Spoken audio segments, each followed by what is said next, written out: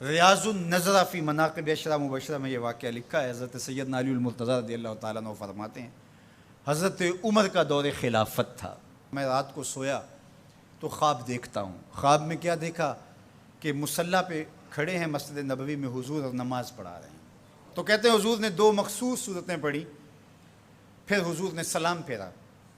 تو سلام جب حضور پھیرتے تھے تو بہت جلد رخ پلٹ کے صحابہ کی طرف کر لیتے تھے۔ حضور جانتے تھے صحابہ میری زیارت کے لیے ترس گئے ہوں گے، چونکہ اتنے لمحے بھی کب گزرتے تھے۔ تو حضرت علی فرماتے ہیں میں نے خواب میں دیکھا کہ کوئی خاتون باکورہ لے کے کھجوروں کی شکل میں حضور کی خدمت میں حاضر ہو گئی۔ اب جو جتنے بھی نمازی تھے حضور نے ان کو بانٹنا شروع کر دیا، ایک ایک کھجور حضور نے سب کو عطا کی۔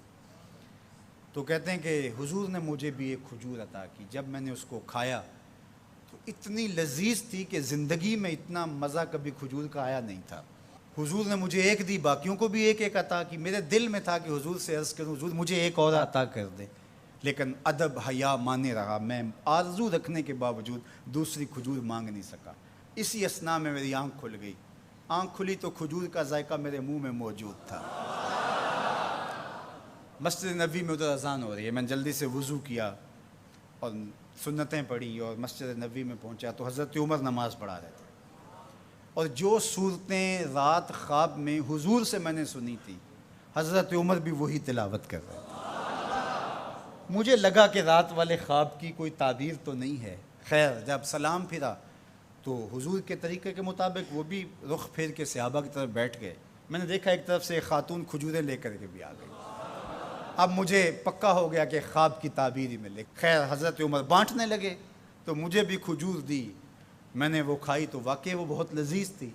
حضور سے تو مانگ نہیں سکا تھا، ادب حیا مانے رہا تھا، لیکن جناب عمر سے تو دوستانہ تھا۔ ان سے میں نے بے تکلف کہہ دیا عمر ایک کھجور سے کام نہیں چلے گا، مجھے ایک اور دو۔ تو جناب عمر نے میری جانب معنی خیز نظروں سے دیکھا اور پھر مسکرا کے بولے حضور نے دی تھی کہ میں بھی دوں۔ ان کی تو آپس میں دوستیوں کا تعلق تھا، ان کی تو محبتوں کے رشتے تھے، اور ہم ان کو آپس میں کھڑا کیا ہوا ہے۔ تو قرآن کہتا ہے روحا ماؤ بینہم۔ آپ کے عقیدے کی بنیاد کیا ہونی چاہیے صحابہ اور اہل بیت کے بارے میں؟ قرآن کی سنت سے روحا ماؤ بینہم۔ روایت کوئی کتنی بھی بڑی کتاب میں کیوں نہ لکھی ہو، اس میں سکم ہو سکتا ہے، راوی جھوٹ بول سکتا ہے، لیکن قرآن کی تو قطعی بات ہے نا۔ اس لیے قرآن کہتا ہے روحا ماؤ بینہم۔ یہ تو آپس میں پیار کرنے والے تھے، یہ تو آپس میں محبت کرنے والے تھے، ان کا تو الفتوں کا رشتہ تھا، ایک دوسرے کے وزیر اور مشیر رہے ہیں، ایک دوسرے کے کاموں میں ان کی معاونت کرتے رہے ہیں۔